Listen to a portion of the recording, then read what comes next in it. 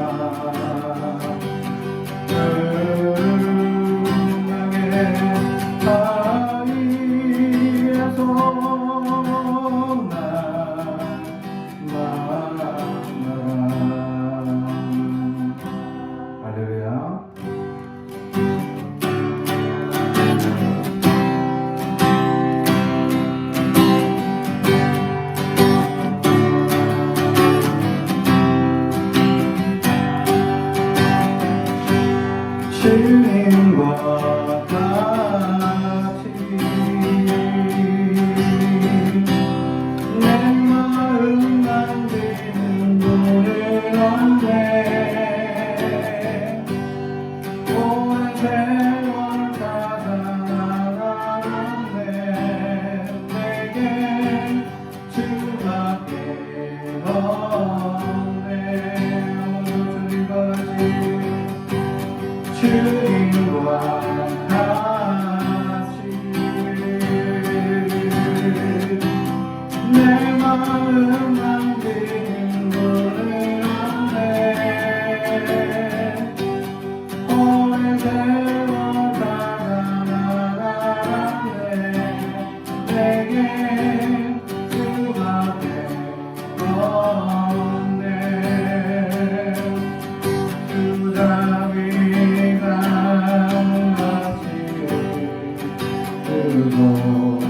주 손길을 쥐고 가네. 고통받는 자여 부르지 즐겁게 오네. 주님과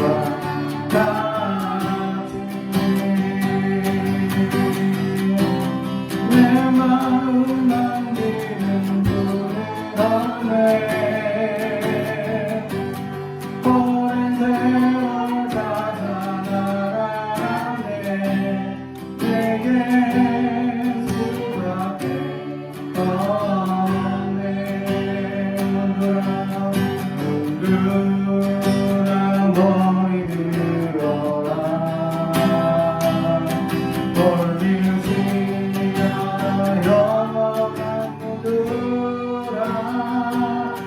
영광의 왕 들어가시고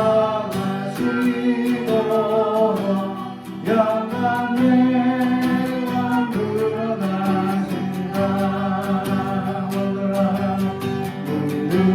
문드란 머리 들어라. 걸리지가 영광 들어라. 영광의 왕 들어가시고 영광의 왕 들어가신다.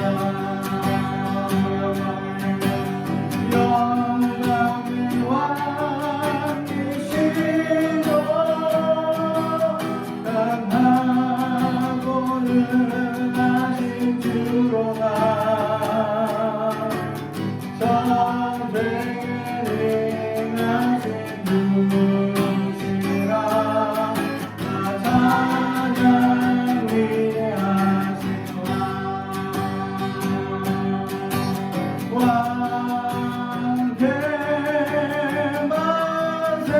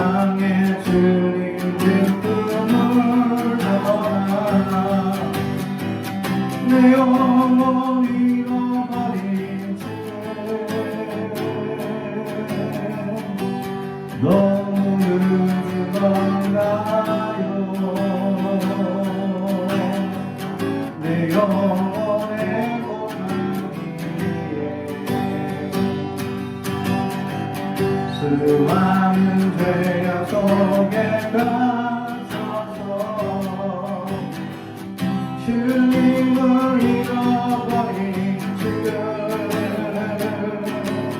하지만 내 영혼 주님 위하여 가없는 주님의 사랑이 내 모습 이대로 주께 돌아가요 나에게 손을 잡아주소서 다시 주님의 얼굴 내 영혼 볼 수 있도록 나를 구원하소서 다시 주의 인대 가운데 내 영혼 살 수 있도록 다시 주님의 얼굴 내 영혼 볼 수 있도록 나를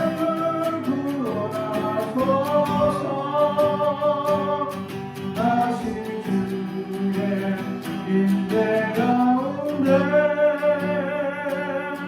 내 영혼 살 수 있도록 내 영혼 살 수 있도록 내 영혼 살 수 있도록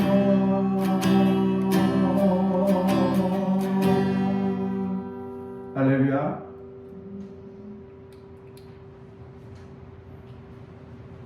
오늘 우리에게 주시는 하나님의 말씀은 마태복음 14장 22절에서 33절까지 말씀입니다. 마태복음 14장 22절에서 33절까지 말씀을 제가 봉독합니다. 하나님의 말씀을 경청해 주시기 바랍니다. 예수께서 즉시 제자들을 재촉하사 자기가 무리를 보내는 동안에 배를 타고 앞서 건너편으로 가게 하시고 무리를 보내신 후에 기도하러 따로 산에 올라가시니라. 저물매 저가 혼자 계시더니 배가 이미 육지에서 수울이나 떠나서 바람이 거스름으로 물결로 말미암아 고난을 당하더라. 밤 사경에 예수께서 바다 위로 걸어서 제자들에게 오시니 제자들이 그가 바다 위로 걸어오심을 보고 놀라 유령이라 하며 무서워하여 소리 지르거늘 예수께서 즉시 이르시되 안심하라 내니 두려워 말라.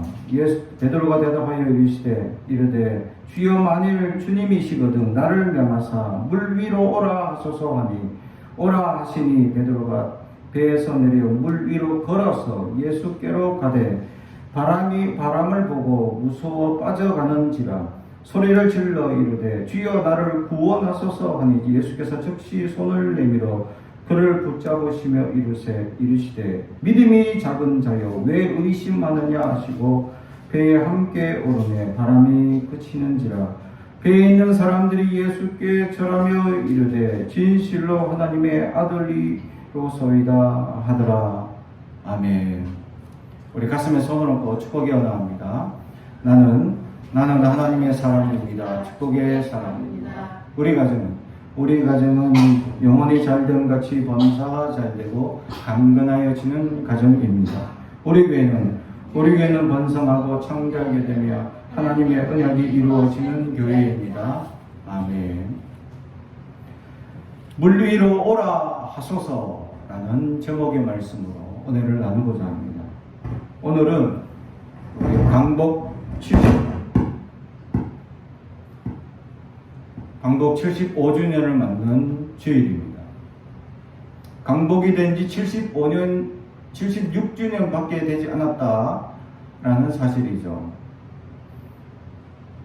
아직 일제강점기 속에 있을 때에 그 일제강점기의 고난과 고통이 무언지를 아시는 분들이 아직 생존해 계신 분들이 있죠. 연세가 90이 넘으신 분들은 그 고통을 76이 70 이상 되신 분들은 일제강점기 때 태어나신 분들입니다. 그걸 계산해 보면 아직 그런 고통과 연약함을 아시는 분들이 많다는 거죠. 그 일제강점기 속에 살았던 그분들은 또 6.25로 하는 고통과 아픔을 겪었습니다. 온 나라가 전쟁으로 말미암아 피난길에 올라야 했고 고통을 경험했죠. 그러다가 경제는 무너지고 사회의 모든 인프라가 하나도 없는 전쟁으로 다 무너진 이 땅에 살던 그분들이 지금 OECD 국가의 20위에 가입해서 우리가 활동하고 있는 세계 유수의 어떤 나라보다 뒤지지 않는 나라가 되기까지 우리는 급격한 경제 성장을 이루며 지금 현재를 이루고 있다는 사실입니다. 젊은 우리들은 잘 이해하지 못할 수도 있습니다. 그 나라를 빼앗긴 마음, 일제강점기 속에 살았던 독립을 간절하게 생각하는 그 연약한 마음, 우리가 이해할 수도 어려울 수도 있습니다. 또 이 6.25라는 한민족의 고통과 전쟁의 난리 속에서 살아남아야 했던 그런 아픔. 지금도 제주도에는 이런 고통이 남아있는 상처가 많다라는 사실입니다. 사실 이 어떤 제가 다큐멘터리를 봤는데 제주도민의 연세 많으신 분이 이런 얘기를 합니다. 낮에는 국군이 나라를 이 마을을 통치하고 밤에는 이 간첩들이 내려와서 산에서 이렇게 이 마을을 통제하니까 이 사람들이 어디에 장단을 맞춰야 할지 모르는 상황이 되는 겁니다. 그러다 보니까 이 국군이 마을을 통치할 때는 국군에게 깃발을 흔들며 환영하던 사람들이 밤이 되면 이제 빨간기를 들고 막 공산군을 찬양하는 사람이 되어야 한다고. 누가 공산당이냐, 누가 민주주의 사람이냐를 구별하기 어려운 시절이었다는 사실이죠. 근데 그 다큐멘터리 내용 가운데 처음 말이 그겁니다. 어떤 할머니가 이야기하는 건데 저 앞집에 저 아저씨가 우리 남편을 죽였습니다. 라는 얘기입니다. 그분은 아직 멀쩡히 살아있는 앞집 아저씨예요. 바로 벽을 두고 살고 있다는 거예요. 근데 그분이 제 남편을 죽였어요. 라는 얘기입니다. 저 아저씨가 국군이 내려오자 북한을 찬양했다는 이유로 내 남편을 죽창으로 찔러 죽였다. 그렇게 이 제주도민 나이 연세 많은 사람들은 이웃 간에 죽이고 죽이는 그런 아픔과 상처로 바로 앞집 사람이 내 가족을 죽이고 옆집 사람이 내 가족을 죽이는, 그래서 서로가 상처가 쌓여 있고 그것이 그때는 살아남기 위해서 그렇게 할 수밖에 없었던 그런 아픔과 고통 속에 지금도 생존해 있었다라는 사실이죠. 생각해 보십시오. 내 남편이 저 앞집 아저씨가 내 남편을 죽이고 내가 지금 그 아저씨를 지금 70년 동안 보고 있어. 여러분 같으면 어떡하겠습니까? 여러분 같으면 70년 동안 내 남편을 죽인 그 원수가 내가 평생 같이 보면서 같이 사는 이웃이라고. 밥도 같이 먹었고 일도 같이 하는 그런 이웃으로 생존해 있다 라는 것을 생각하면 저는 깜짝 놀랐습니다. 그 다큐를. 그래서 마을 곳곳에 사람들이 이 낮에는 이 국군을 환영하는 사람들, 밤에는 이렇게 간첩들을, 빨갱이들을 막 환영하는 그런 공산당을 환영하는 사람들 뒤섞여서 서로 죽이고 죽이는 혈투 가운데 막 살아가는 그 아픔과 고통이 지워지지 않은 세대가 여전히 살고 있고 생존하고 있다. 그래서 그분들에게는 정치적 색깔을 빨간색만 두면 두려워하고 무서워하고 싫어합니다. 그런 어른의 세대들은 빨갛다 하면 무엇이든지 싫어하고 미워하는 감정이 막 속에서 끓어오르는 세대가 아직 현존해 있다. 여러분은 이 젊은 세대들은 다 잘 이해하지 못하는 색깔 논쟁을 이해하지 못하는 세대들로 남아 있습니다. 근데 우리의 부모들 세대들은 그런 아픔과 고통을 가지고 그것이 무엇인지를 이해하며 살아왔던 시절이 있었다라는 사실. 그 경제적인 급격한 성장을 우리는 경험했습니다. 아무것도 없는 독립하자마자 전쟁으로 폐허가 된 이 땅에 76년 동안 OECD 국가에 가입한 나라가 되는 이런 나라는 세계 어디에도 없다. 대부분의 나라들은 몇백 년의 세월을 거쳐서 문화와 경제들이 차곡차곡 쌓여서 자기들만의 인프라를 구성하며 그래서 자기들은 그러한 프라이드를 자랑하는 OECD라는 경제적 수준이 좀 높으면 어려운 국가를 도와주는 그런 사람들이 돼야 된다 하면서 모여서 자기들이 이런 세계를 염려하며 이 세계에 일어나는 경제, 문화, 기후 이런 것들을 걱정하며 그런 지도자들이 모여서 하는 회의에 우리나라가 가입했다. 가입한 지가 벌써 10년이 넘은 듯 합니다. 왜냐하면 OECD 가입하는 순간 어떤 일이 벌어졌냐 아니면 사실은 제가 유학을 준비하고 나름 유학을 가려고 알아보고 있는 시기였습니다.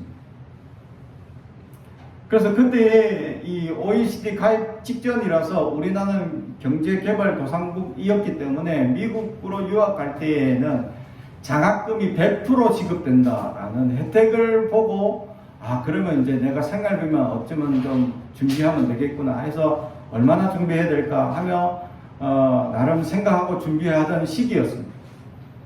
그런데 그때 갑자기 OECD에 가입하는 순간 모든 장학금 혜택이 정지되어 버립니다. 왜냐하면 선진국이 되었기 때문에. 선진국이 되어서 장학금을 받던 한국의 유학생들 대부분이 장학금이 다 끊겨버린 겁니다.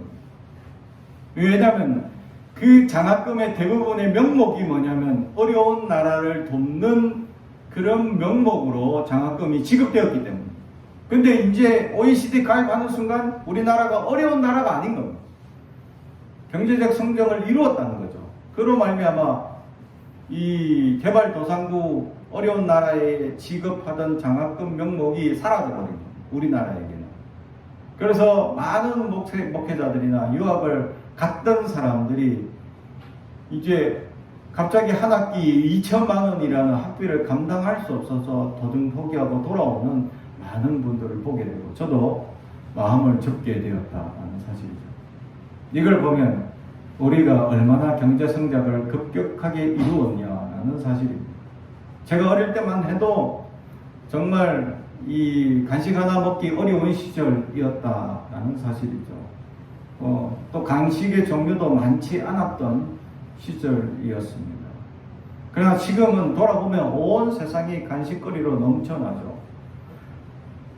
그래서 한 해 버려지는 음식 찌꺼기, 쓰레기 양이 우리나라에 어마어마한 양이 버려지고 있다라는 사실이죠. 그러나 우리나라는 이것을 그냥 버리기보다는 어려운 사람들 도와주는 인프라를 만들어가는 작업이 좀 되어져 있다라는 사실이죠. 그럼에도 불구하고 우리는 각 가정에서 쏟아내는 음식 쓰레기량이 어마어마하게 많다라는 사실이죠. 몇십 년 전만 해도 우리는 보릿고개를 경험하던 나라였습니다. 그러던 나라가 어느 순간 지금 보릿고개가 어떤 이야기인지 부모 세대나 그 할머니 할아버지 세대의 그때의 어려운 시절을 들어야 하는 그러한 옛날 이야기가 되어버렸다라는 사실. 지금은 너무나 많은 혜택이 주어지는 아름다운 나라. 우리의 자녀들 세대는 그 고통과 아픔을 전혀 모르며 지금 살아가는 세대입니다. 그래서 세대 차이가 가면 갈수록 더 벌어지게 되어져 있다는 사실. 우리 할머니 할아버지 때의 세대들께서는 일제강점기를 경험하시고 6.25 전쟁을 경험하신 인프라가 다 무너진 세계에서 가장 가난한 나라였던 이 나라에서 생존의 문제를 급격하게 생각하던 그분들이셨습니다. 그분들이 지금도 생존해 계시고, 지금 우리의 자녀들은 핸드폰 시대죠.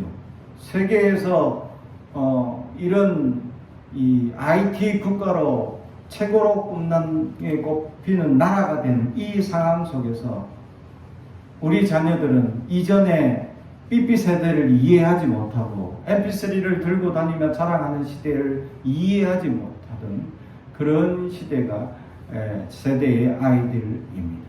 이미 모든 것이 주어지고 좋은 환경에서 태어난 우리의 자녀들은 조금만 불편한 자리에 가면 이겨내지 못하는 세대가 될 수 있다라는 사실이죠. 이러한 세대들이 이 험난한 세상을 어떻게 견디며 승리할 수 있을까, 살아갈 수 있을까, 이것을 생각해 보면 어떨 때는 앞이 깜깜할 때도 있다라는 사실이에요. 실제로 이제 그런 현상들이 점점 나타나고 있습니다. 사회 속에 점점 개인주의가 확대되고, 특히 코로나로 말미암아 이 단체 생활을 경험하지 못한 세대들이 더욱 심화된 개인주의로 말미암아 내가 그냥 내 마음대로 살아가는데 다른 사람이 조금이라도 타치하는 것에 대해서 불편해하고 싫어하는 감정을 노골적으로 드러내는 세대가 많더라라는 사실이죠. 함께 살아가고 더불어 살아가는 이 세상을 이해하지 못하는 세대가 점점 앞으로 나타날 것이다. 지금 미국과 유럽이 왜 코로나가 이게 전파되고 있음에도 불구하고 마스크를 하세요 하는데도 마스크를 하지 않고, 모이지 마세요 하는데도 왜 자기들은 모입니까? 내 개인적으로 내가 불편하지 않는데 내가 내 마음대로 자유를 누리겠다는데 왜 국가가 이걸 통제하냐는 거죠. 그런 의식과 생각들이 점점 우리의 다음 세대, 그 다음 세대는 일어날 것이다. 아직까지 우리나라는 국가가 통제하는 것에 말 잘 듣는 세대들이 어른들로 구성되어 있기 때문에, 그나마 그분들의 잔소리와 이야기 때문에 얘기를 듣고 순응하려는 세대가 있지만, 우리 젊은 세대들은 점점 그렇지 않다는 거죠. 말도 안 듣고 자기 마음대로 살아가는 세대가 생겨나게 되었다는 사실. 76년밖에 되지 않았습니다. 한 나라가 경제가 완전히 무너지고 인프라가 아무것도 없는 그런 나라에서 지금 세계의 유수한 강대국과 어깨를 나란히 하는 이러한 선진국이 되는 이 세대가 되기까지 우리나라는 76년밖에 걸리지 않았습니다. 이게 얼마나 대단한 일인지를 우리는 알아야 한다는 사실입니다. 우리보다 더 많은 경제 인프라를 빨리 적응할 수 있는 수많은 나라들이 있습니다. 필리핀만 해도 미군이 점령하면서 그 나라의 인프라를 미군이 많은 것들로 제공하고 세워줬습니다. 그럼에도 불구하고 필리핀은 아직도 여전히 가난한 나라고, 정치적이나 문화적이나 모든 분야에서 나약한 나라로 머물러 있는 이유가 무엇이냐. 세계 수많은 나라들을 보십시오. 지금 미얀마 사태도 보면 이 국가에 어려움을 겪는 사람들이 많이 있다는 거죠. 세계 곳곳에 내전과 분쟁으로 말미암아 어려움을 당하는 그러한 나라들이 얼마나 많으냐. 영국의 블랙시티를 하면서 EU에 탈퇴한 이유가 뭐냐라는 거죠. 그게 바로 이 시리아 내전으로 인해서 시리아 난민들이 유럽으로 막 전파되니까 이 EU가 난민들을 골고루 받아줍시다 하면서 합의한 그것을 반대하면서 우리는 못 받아줍니다 하며 탈퇴한 겁니다. 그게 세계적 이 경제, 문화, 환경 이 모든 분야에 영향을 끼치는 어마어마한 사건이다라는 사실. 한 나라의 내전이 그로 말미암아 수많은 사람들이 이 난민이 생겼는데, 이 문제로 세계가 어떻게 할 것이냐. 받아줬더니 어떤 문제가 생깁니까? 이 난민들 속에 텔레벤이라는 무장단체의 사람들이 침투하게 되어서 나라를 테러하는 일들이 막 일어나고, 그래서 프랑스의 수많은 테러를 경험하게 돼요. 이런 것들을 영국이 옆에서 지켜보니까 그게 두렵습니다. 그래서 우리는 난민 아예 자체를 막겠다는 거죠. 난민을 받아줬던 나라들도 문제가 일어납니다. 난민을 먹여 살리는 비용이 한 해에 몇백억이 되기 때문이죠. 국민의 예산으로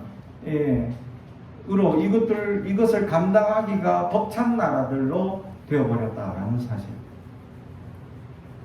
이러한 세계의 움직임 속에 우리나라는 76년 속에 이 모든 것들을 극복하고 이렇게 경제가 성장하는 나라가 되었다라는 것을 생각하면 이게 하나님의 놀라운 은혜다.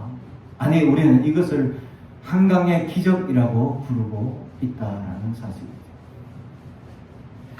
오늘 성경은 기적을 부르는 사건입니다. 그 기적을 부를 때에 기적이 일어나는 그 시점을 우리가 한번 바라볼 수 있어야 합니다. 오늘 성경엔 기적이 두 번 일어나고 있습니다. 첫 번째 기적은 예수님께서 물 위를 걷는 그 사건이 바로 첫 번째 기적이었다라는 사실이죠. 그 첫 번째 물 위를 걷는 사건을 보고 두 번째 기적이 일어납니다. 그 두 번째 기적은 예수님이 아니라 사람에게서 일어나는 거죠. 그 개인의 베드로가 경험하게 되는 기적이었다라는 사실. 그런데 그 기적을 일으키기 위한 요소가 있다라는 거죠. 그게 바로 오늘 베드로가 요청하고 있는, 기적을 요청하고 있는 메시지입니다. 나를 물 위로 오라 하소서. 오늘 제목의 말씀입니다. 사도 베드로가 나를 오라 하고 요청해주는 그 요청에 주님은 오라 하고 대답하고 있었다. 기적을 사도 베드로는 바라고 있었습니다. 기적을 바라보는 눈빛, 기적을 바라보는 생각, 기적을 바라보는 순간 사도 베드로는 삶의 완전한 180도의 변화를 경험하게 됩니다. 기적을 보게 되면 생각이 바뀌게 돼요. 기적을 보게 되면 마음이 바뀌게 돼요. 기적을 경험하지 못한 사람들은 세상이 지금 이렇게 연약하고 나약하고 부족하고 세상에 속된 것들로, 세상에 부정한 것들로, 세상에 사람들이 속이려 하는 일들로 여전히 그렇게 살아가는구나 라고 불평하고 연약하며 살아가지만, 기적을 경험하는 사람들은 생각이 바뀌기 시작합니다. 그런 것들은 하나님이 변화시킬 것이다 라는 생각의 전환이 일어납니다. 하나님의 생각의 전환 시작은 기적을 본 사람들은 바로 그것을 경험하게 된다는 거죠. 그리고 마음이 변합니다. 불평하던 마음. 지금 제자들의 마음들이 어떻겠습니까? 오늘 성경에 밤 4경까지라고 시간을 분명히 얘기합니다. 해 저물 때에 출발했어요. 근데 밤 4경이면 새벽 3시에서 6시까지입니다. 지금 한 4, 5시쯤 됐겠죠. 해가 저물 때라고 하면 한 6시쯤 됐을 겁니다. 6시나 7시. 근데 그때 떠나서 지금 밤새도록 풍랑의 괴롭힘을 당했습니다. 제자들이. 지금 어떡하겠어? 마음이 불안하고 두렵고 힘들고. 우리의 삶과 똑같습니다. 우리가 이 땅을 살아가면 가난한 것에 대해서 불편하고 어렵고 세상에 부조리하고 불합리한 것들을 보면서 마음이 불편하고 힘들고, 또 세상의 사람들이 이기적으로 살아가는 현상들을 바라보면서 또 우리는 마음을 힘들어하고 불편하고 괴로워합니다. 오늘 이 제자들이 그렇습니다. 밤새도록 불편하고 마음이 힘들고 어려운 것을 경험했습니다. 근데 그 순간 기적을 봅니다. 우리의 마음이 불편하고 어렵고 힘든데 기적은 일어나고 있었다라는 사실. 할렐루야. 첫 번째 기적은 누가 요청한 것도 없습니다. 첫 번째 기적은 누가 예수님 바다 위로 물 위로 걸어오십시오라고 요청한 사람은 아무도 없습니다. 그러나 그들에겐 지금 예수님이 필요했어요. 풍랑으로 인해서 마음이 불편하고 힘들고 어려운 상황이었습니다. 그래서 지금 간절히 예수님이 이들에게 필요한 상황이었습니다. 마치 예수님이 우리의 마음을 이미 알고 있듯이 예수님은 그 제자들을 찾아가고 있어요. 그것도 무리를 걸어서. 이 기적의 첫 번째는 그들에게 예수님이 필요했기 때문에 예수님이 찾아가는 과정이 기적으로 시작됩니다. 할렐루야. 우리의 불편한 마음, 우리의 연약한 마음, 주님을 찾지도 않고 그냥 불편하고 힘들고 어려운 상황임에도 불구하고 예수를 믿는 우리에게 주님은 찾아오십니다. 우리를 위로하기 위해서 우리에게 찾아오신다. 이것이 첫 번째 기적이다. 그런데 이 기적을 본 사람 중에 예수님이 12제자가 봤습니다. 근데 그 본 사람 중에 또 다른 기적을 일으킨 사람이 있다는 거예요. 그게 사도 베드로. 두 번째 기적을 요청하고 첫 번째 기적을 보니까 자기도 할 수 있을 것 같은 용기가 생겼기 때문에 물리적으로 과학적으로 사람은 무리를 걸을 수 없습니다. 이론적으로는 가능할 수 있습니다.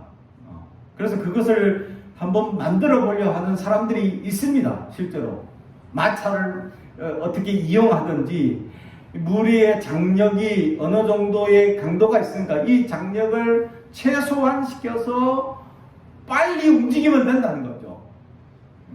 그래서 그 장력을 최대한 빨리 해서 빨리 뛰어가면 어떻게 걸을 수 있을까라고 착각하는 사람들이 있습니다. 다 물에 빠집니다. 한 발을 내딛는 순간 물에 빠집니다. 과학적으로 어떻게 해보려 하지만 불가능합니다. 그런데 이 첫 번째 기적은 불편함에서 시작합니다. 연약하면서 시작합니다. 그런데 이 풍랑을 만난 이유가 뭐냐? 첫 번째 이유가 있기 때문이죠. 이들이 풍랑을 만난 이유는 배를 탔기 때문입니다. 이 배를 탔다는 것은 뭐냐면 사명을 감당하고 있다는 거예요. 무슨 말이냐면 오늘 성경 22절 14장 22절을 한번 제가 읽어보겠습니다. 예수께서 즉시 제자들을 재촉하사 자기가 무리를 보내는 동안에 배를 타고 앞서 건너편으로 가게 하시고 그들을 가게 하셨다는 거죠. 재촉해서 빨리 가라는 거예요. 재촉해야 해요. 왜 재촉해야 합니까? 안 가려고 하니까. 제자들이 안 가려고 하니까. 왜 안 가려죠? 지금 이 자리는 어디냐면 또 다른 기적이 일어난 장소입니다. 오병이어가 일어난 장소입니다. 떡 5개와 물고기 2마리로 5,000명이 먹고도 12광주리가 남은 기적의 장소입니다. 이 기적을 체험한 이들은 여기에 머물러 있기를 원합니다. 이 기적이 일어난 장소이기 때문이죠. 그래서 그들은 요지부등입니다. 야, 예수님과 있으니까 5,000명이라는 사람들이 따랐는데 그 개수는 이미 남자 20세 이상의 사람들만 개수한 숫자입니다. 4인 가족으로 따지면 수많은 사람들이 예수님 지금 주변에 있다는 거죠. 그 많은 사람들이 예수님을 바라고 거기에 자기는 12제자들이죠. 주님 가장 가까이 이 수많은 사람들이 주님 앞에 만나기를 원하고 만지기를 원하고 가까이 있기를 원하는 그 사람들 중에 가장 첫 번째 서열로 있는 사람이 제자들이에요. 자기들의 명성, 자기들의 입장이 올라가는 자리. 얼마나 좋겠습니까? 얼마나 프라이드가 생기겠습니까? 기적을 일으킨 주님 바로 옆에서 있는 사람. 그죠? 얼마나 큰 프라이드입니까? 대통령을 경호하는 사람 생각해 보십시오. 그죠? 대통령을 경호하는 사람들의 프라이드는 어마어마한 같은 이 내무부 소속이라도 완전히 다릅니다. 그리고 대통령 경호라는 부서는 따로 배정되어 있습니다. 그들의 프라이드는 아주 높죠. 대통령을 밀착 이렇게 경호하는 사람들은 더더욱 프라이드가 풀 수밖에 없겠죠. 근데 그 자리에서 떠나라 하면 누가 좋겠습니까? 얼마나 불편하겠습니까? 근데 제자들이 그 프라이드가 수천을 바라는 예수님 가장 옆에서 수발들고 있는 프라이드가 막 올라가고 있는, 자부심이 올라가고 있는 그러한 자리에 있던 그 제자들은 이 자리를 떠나기 싫어합니다. 많은 사람들이 주님, 주님이 제자입니까? 하고 막 이렇게 좋아해주고 칭찬하고 세워주는 자리가 그 자리였기 때문에. 근데 주님은 그 자리를 재촉해서 가라. 우리는 만족하고 안주해 있으면 안 된다는 거죠. 우리는 간혹 어떤 은혜를 받으면 그곳으로 머물러 있기를 원하죠. 주님은 재촉해서 우리가 계속 사명을 감당하기를 원합니다. 이 배를 탔던 것은 주님이 타고 가라고 명령하신 일입니다. 주님이 이 배를 타고 빨리 여기를 떠나라는 거죠. 제자들이 이미 떠날 때부터 마음이 불편했습니다. 떠나기 싫은데 여기 있으면 프라이드가 높아지고 막 사람들이 나를 바라봐주고 엄청 좋은 자리인데, 근데 주님이 빨리 가라고 재촉해야 돼. 가기 싫은데 주님 안 가면 안 됩니까? 빨리 가라고 이놈들아 하면서 막 재촉해야 됐다는 거죠. 그래서 그 재촉을 당해서 지금 배를 탔습니다. 근데 문제가 생겼어요. 주님이 가라고 해서 갔는데, 주님이 하라고 해서 했는데 풍랑이 왔네. 사명이 감당하는 사람들은 풍랑이 잔잔해지지 않습니다. 반드시 풍랑과 사명을 감당하는 사람들은 반드시 고난이 있다라는 사실. 하나님의 사명을 감당하는데 왜 우리에게 어려움을 주십니까? 하나님의 사명을 감당하는데 왜 고난을 주십니까? 하며 우리가 불평할 수 있지만, 하나님의 사명을 감당하는데도 풍랑이 있고 어려움은 닥칩니다. 그러나 그 사명을 주시는 그 고난과 풍랑은 곧 기적을 일으킵니다. 할렐루야. 주님이 주신 사명이었기 때문에 그 사명을 감당하는 그들이 밤새도록 고난을, 12시간이라는 시간 동안 밤새도록 시련과 고난과 배멀미와 어려움을 겪고 있습니다. 베드로와 이런 사람들은 어부의 일로 몸이 굳은 사람들이요. 일평생 어부 일을 했던 사람. 그런데 그들도 지금 괴롭고 어려운 지금 상황을 겪고 있다는 거예요. 밤새도록 이렇게 시련을 당해 보십시오. 혹시 여러분은 밤새도록 풍랑을 경험해 본 적이 있습니까? 저는 딱 2시간 경험해 본 적이 있어요. 제주도로 수련회를 한번 아이들 데리고 갔다가 오는 길인데 풍랑이 닥친 겁니다. 여름 수련회인데 배가 못 뜨는 겁니다. 근데 우리가 이제 인원이 한 100여 명 되니까 작은 배를 전체가 예약되어 있는 상황이라, 그래서 이 한 배에 우리만 돼도 갈 수 있다는 겁니다. 선장이 가겠다는 겁니다. 근데 나는 이거 풍랑이 바람이 있어서 갈 수 있겠나? 그 일기예보도 지금 위험하다고 경고 주는 상황인데 갈 수 있겠나? 근데 선장은 가겠다는 거예요. 왜냐면 자기가 가면 돈을 버니까 우리 때문이라도 가겠다는 겁니다. 그래서 탔죠. 애들 데리고 탔습니다. 타고 부두를 나서자마자 배는 요동치기 시작했어요. 서 있을 수가 없었어요. 그리고 저는 인사불성이 돼요. 멀미가 너무 심해져가지고 거의 바닥에 접착제처럼 붙어 있었어요.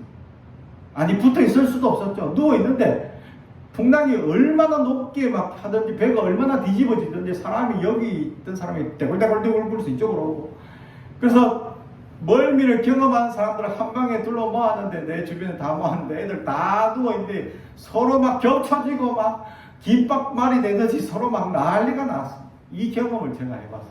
풍랑이 일면 얼마나 힘들고 어려운, 머리는 쪼개질 아프고 속은 엄청 메스껍고 힘들고 정신없이 이 풍랑이 일어나는데, 내가 그렇게 힘든 상황을 딱 이래 가다가 죽겠다 싶은 생각이 드는 겁니다. 그래서 이 막 멀미나고 힘든 상황에도 사람들 모아서 이대로 갈 거냐고, 이거 나 죽겠다고, 이거 우리 딱 죽을 것 같다고, 빨리 이 상황을 조치해보라고. 그래서 멀미 안 하는 선생님들, 선장을 만나가지고 얘기를 해봤는데 2시간 동안 가다가 돌아왔어. 결국 다시 돌아왔어. 1시간 갔죠. 1시간 갔다가 돌아와서 2시간 걸린 거죠. 2시간의 이 경험은 내 평생에 어마어마한 이 경험이었어요. 풍당이 이렇게 불면 얼마. 근데 이걸 12시간 경험한 제자들 입장을 생각해 보면요. 저는 미칠 것 같아요. 나는 2시간 경험하고도 죽을 것 같았는데 이걸 밤새도록 12시간 경험하고 있었다 생각해 보십시오. 풍당으로 인해서. 제자들은 아무리 어부의 일로 뼈가 굳은 사람이라도 힘들었어요. 근데 이 일은 주님의 사명이에요. 주님이 가라 해서 가는 길이에요. 그런데 기적이 일어납니다. 묵묵히 그 일을 감당하고 고난이 닥쳐서 괴로움을 당하고 있는 그 현장에 주님이 찾아오십니다. 무리를 걸어서 첫 번째 기적이 일어나고 있었어요. 할렐루야. 그 기적을 제자들은 봤습니다. 그 중에 한 제자, 마음의 변화와 감동을 크게 받은 제자 한 명이 주님 앞에 오늘 두 번째 기적을 요청합니다. 주님, 나도 불러주십시오. 라고 요청합니다. 할렐루야. 기적은 요청해야 이루어집니다. 기적을 체험하는 사람은 주님 앞에 기적을 요청해야 이루어집니다. 무리를 걷는 사건은 과학적으로 아무 어떤 것들로도 증명하기 힘듭니다. 그런데 그건 기적으로만 설명이 가능합니다. 그런데 그 기적을 베드로가 첫 번째 기적을 감동을 받아서, 크게 감동을 받아서 요청합니다. 나도 걷게 하옵소서. 오늘 성경에 베드로가 물 위에 발을 대자마자 빠졌습니까? 아니면 시간이 지나고 빠졌습니까?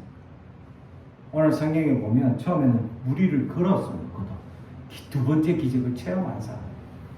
나도 오라 하소서라고 하니까 그래 오라 라고 주님이 허락하시자마자 그는 뛰어내린 겁니다. 물 위로. 그리고는 기적을 체험합니다. 몇 발자국 뗍니다. 그러나 이 기적은 육신의 눈으로 말미암아 곧 사라집니다. 그게 바로 풍랑을 바라보는 순간 두려움이 엄습하죠. 기적이 사라지는 이유가 이것입니다. 두려움입니다. 내가 가난해지면 어떻게 될까? 내가 실패하면 어떨까? 내가 어떤 일을 하지 못하면 어떨까? 라는 두려움입니다. 세상을 성공시키는 사람들은 두려움이 없는 사람들. 그걸 다른 말로 하면 꿈을 꾸는 사람들.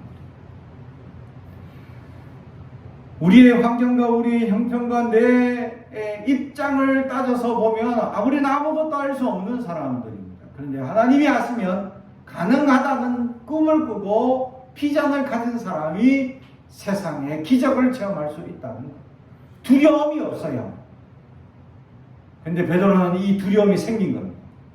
파도를 보고 세상을 보고 안 된다는 세상의 이야기를 듣고 그 기적을 순식간에 사라져버려요. 할렐루야. 사랑하는 성도, 두 번째 기적은 요청했기에 가능합니다. 그리고 그 기적을 지속적으로 원래는 가능할 수 있었습니다. 그게 두려움이 없으면 가능했답니다. 우리가 살아가면서 수많은 두려움이 다가옵니다. 실패하면 어떨까? 안 되면 어떨까? 자격을 따지 못하면 어떨까? 여러 가지 두려움이 있습니다. 특히 지금 이 시대적 상황 속에서는 코로나19라는 두려움이 또 우리를 엄습하고 있습니다. 질병에 걸리면 어떨까? 이런 두려움 속에 살아가는 이 환경들, 우리 기적을 일으키지 못하는 두려움들이 너무 많다. 그런데 이걸 극복할 수 있는 사람은 하나님의 은혜에 감동이 넘치는 사람입니다. 첫 번째 기적을 체험한 사람이죠. 사랑하는 성도 여러분 안에 기적을 체험해 본 적이 있습니까? 여러분 안에 하나님의 놀라운 기적이 있습니까? 이 기적이 있다면 두 번째, 세 번째, 네 번째 앞으로 계속해서 기적을 일으킬 사람이 될 수 있습니다. 기적을 요청하면 되기 때문이죠. 복잡하고 어렵고 무슨 주술 같은 요청이나 이런 것이 필요 없습니다. 그냥 주님 앞에 무릎 꿇고 기적을 요청하면 됩니다. 그러면 하나님의 기적이 우리를 통해 놀랍게 이루어진다 라는 사실. 할렐루야. 사랑하는 성도 여러분, 우리는 불가능합니다. 그러나 우리나라가 불가능한 상황을 이루었습니다. 76년이란 짧은 세월에 인프라가 아무것도 없는, 사회적 기반 형편이 아무것도 없는 전쟁으로 무너진 이 사회 속에서 우리는 76년이란 짧은 세월 속에 OECD라는 선진국에 가입하는 놀라운 경제적, 환경적 모든 인프라를 어떤 나라보다 부족함이 없는 나라로 만들었습니다. 76년밖에 걸리지 않았습니다. 세계에서는 이런 놀라운 경제적 성장을 많은 개발도상국이 이걸 경험하고 체험하고자 찾아옵니다. 그러나 똑같이 이룬 나라는 없습니다. 그런데 이런 경제 성장 76년 만에 이런 나라가 또한 문제가 있어요. 유일한 분단 국가라는 것. 그래서 철책을 앞두고 우리는 같은 민족이 대치해 있는 상황 가운데 우리는 있음에도 불구하고 이러한 우리의 연약한 상황, 나약한 환경 속에서 우리는 극복해 지금 이런 성장을 이룬 나라로 발전해 왔습니다. 이것은 기적입니다. 이것을 기적의 눈으로 바라보고 두 번째 기적, 세 번째 기적, 네 번째 기적을 계속 요청해 나가 기적을 체험해 우리의 생각이 변하고 마음이 변하고 그리고 우리의 삶이 변하는 놀라운 경험을 하는 저와 여러분이 되기를 주님의 이름으로 축복합니다. 기도하겠습니다. 사랑과 정이 가득하신 아버지 하나님 감사합니다. 주님 오늘 말씀을 통해 하나님의 놀라운 기적을 보게 됩니다. 주여 우리에게도 기적을 베풀어 주옵소서. 세상은 되지 않는다 하지만 하나님이면 가능할 줄 믿습니다.